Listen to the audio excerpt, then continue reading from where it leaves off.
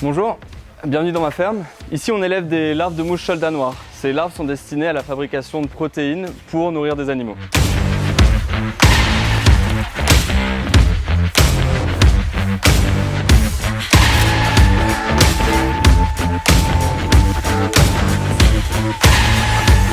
Alors nos larves sont nourries avec des déchets alimentaires. Ces déchets alimentaires, on va les trouver dans les marchés et dans les rues. On les récolte, on les ramène sur la ferme.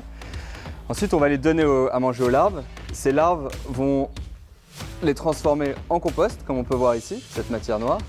Et les larves elles-mêmes sont transformées ensuite en protéines. Allez, venez, je vais vous montrer comment tout commence.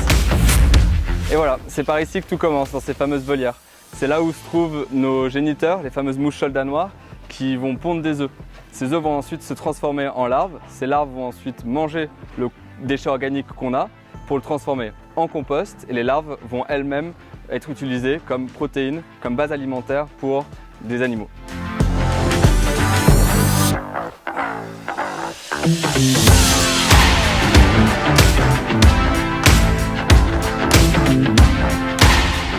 Alors ce qu'on a devant nous là, ce sont les œufs de mouches soldats noirs qu'on a récoltés.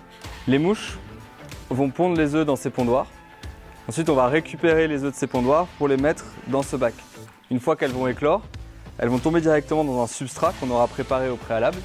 Et ce substrat va permettre aux larves de se nourrir directement et commencer leur transformation alimentaire et leur grossissement.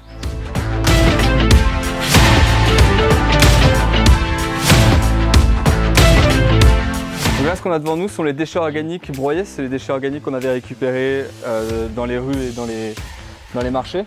Ces déchets organiques comportent énormément d'eau, ce qui va créer un environnement très agréable pour la larve pour se développer. Elle a besoin de beaucoup d'humidité pour se développer.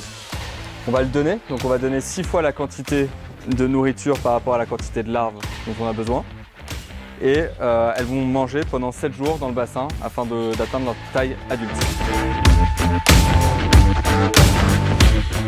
Il y a un des aspects très importants de la production de larves, c'est le passage de la larve à la mouche. Ce passage, il s'effectue lorsque la larve devient noire, comme celle-ci.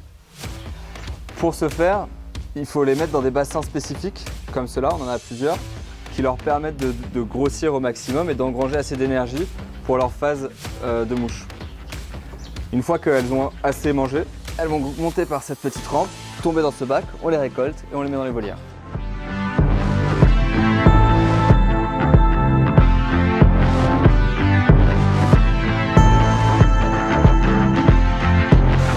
Ici, on se retrouve avec des larves qu'on a récoltées il y a 5 jours, qu'on va mettre dans le bassin de grossissement. Ce bassin de grossissement, il contient les déchets organiques qu'on avait préalablement broyés. Et on va les laisser 7 jours, le temps qu'elles grossissent.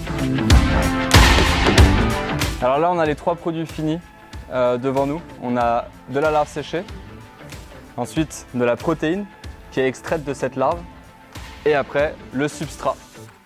Le substrat, ça va être de la déjection de la larve. Les 2 composants qu'on arrive à produire, donc la protéine et le compost, sont 2 composants qui ont une forte valeur économique, qui sont moins chers que les aliments qu'on peut produire sur le marché actuel. C'est une protéine qui est très demandée, qui est moins chère, qui permet de développer certaines activités comme la pisciculture et l'aviculture. Et après, pour tout ce qui est engrais organique, ce qu'on a, le frass, donc la déjection des insectes, va permettre d'alimenter des terrains maraîchers biologiquement et de refertiliser les sols.